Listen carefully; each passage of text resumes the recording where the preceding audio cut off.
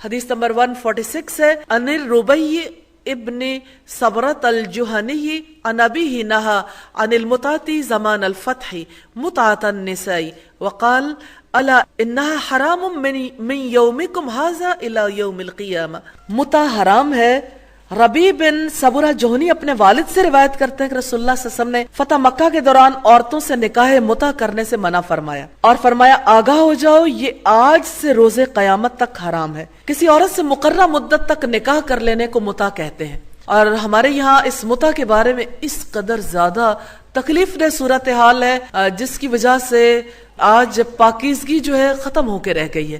اللہ تعالیٰ سے دعا ہے ہمیں اس کا سچا فہم نصیب فرمائے اور حق نکاح کی اہمیت کو سمجھنے اور اس کو جاری رکھنے کی توفیق عطا فرمائے. امہات المومنین کو حجۃ الوداع کے بعد حدیث نمبر 147 ہے ان الربیع ابن صبورۃ عن ابیہ ان رسول اللہ صلی اللہ علیہ وسلم نہا عن المتعۃ وقال الا انها حرام من یومکم ھذا الى یوم القیامۃ ومن کان اعطى شیئا فلا یأخذہ.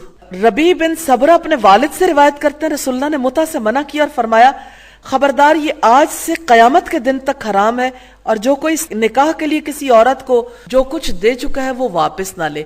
حدیث نمبر 148 ہے ان ابی ہریرہ ان النبی صلی اللہ علیہ وسلم لما خرج نزل ثنیۃ الوداع فرا مصابیح وسمع النساء یبکین فقال ما هذا فقالوا یا رسول اللہ نساء كانوا تمتعوا منهم ازواجهن فقال رسول اللہ صلی اللہ علیہ وسلم حدم او قال حرم المتعة النکاح والطلاق والعدۃ والمیراث.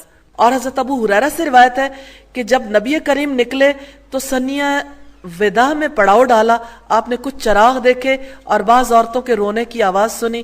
پوچھا یہ کیا؟ انہوں نے کہا اللہ کے رسول یہ عورتیں جن سے ان کے شوہروں نے نکاح متع کیا تھا. رسول اللہ نے فرمایا نکاح طلاق عدت اور میراث نے متع کو منہدم یا حرام قرار دے دیا، یعنی آئندہ سے قیامت تک کے لیے یہ حرام ہے. قال صلی اللہ علیہ وسلم هذه ثم ظہور الحسر قالہ صلی اللہ علیہ وسلم لازواجہ فی حجۃ الوداع ورد من حدیث ابی واقد اللیثی و ابی حریرہ و زینب بنت جحش و سعودۃ بنت زمعۃ و ام سلمۃ و عبداللہ بن عمر. حدیث نمبر 49 ہے کسر شہوت کا بہترین حل بیوی ہے. ان ابی کبشۃ الانماری قال کان رسول اللہ صلی اللہ علیہ وسلم جالسا فی اصحابہ فدخل ثم خرج وقد اغتسل قلنا یا رسول اللہ قد کان شیء قال اجل مرت بی فلانۃ فوقع فی قلبی شہوۃ النساء فأتیت بعض ازواجی فأصبتها فَكَذَلِكَ فَفَّلُوا فَإِنَّهُ مِنْ أَمَائِلَ أَعْمَالِكُمْ إِتْيَانُ الْحَلَالِ. حضرت ابو کبشہ انماری کہتے ہیں رسول اللہ صلی اللہ علیہ وسلم اپنے صحابہ کے ساتھ تشریف فرما تھے. اچانک اندر چلے گئے، غسل کر کے باہر تشریف لائے. ہم نے کہا اللہ کے رسول کچھ کام پڑ گیا تھا. آپ نے فرمایا ہاں فلاں عورت میرے پاس سے گزری تو میرے دل میں عورت کی طلب پیدا ہوئی، اس لیے میں اپنی ایک بیوی کے پاس گیا اور اپنی حاجت پوری کی.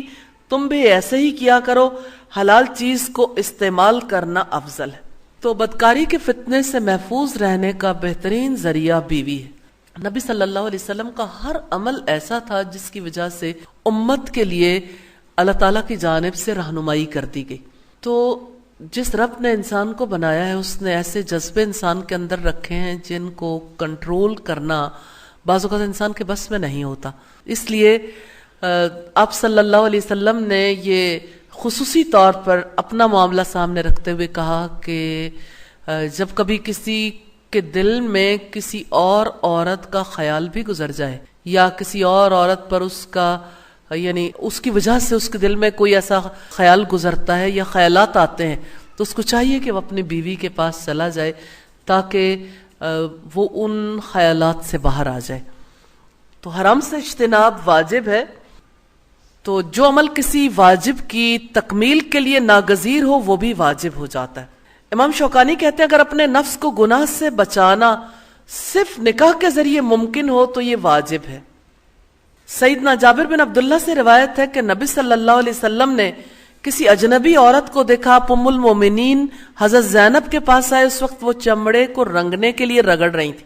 آپ نے اپنی ضرورت پوری کی اور پھر باہر تشریف لائے اور فرمایا بے شک عورت شیطان کی صورت میں آتی ہے اور شیطان کی صورت میں جاتی ہے، یعنی اسے دیکھ کر شیطانی خیالات بھڑکتے ہیں۔ پھر جب تم میں سے کوئی کسی اجنبی عورت کو دیکھے، اس پر خیالات آئیں تو اسے اپنی بیوی کے پاس جانا چاہیے، اس عمل سے اس کے دل کے فاسد خیالات ختم ہو جائیں گے۔ تو اسلام نے جنسی جذبے کی تسکین کے لیے سادہ فطری طریقہ کار اختیار کیا ہے۔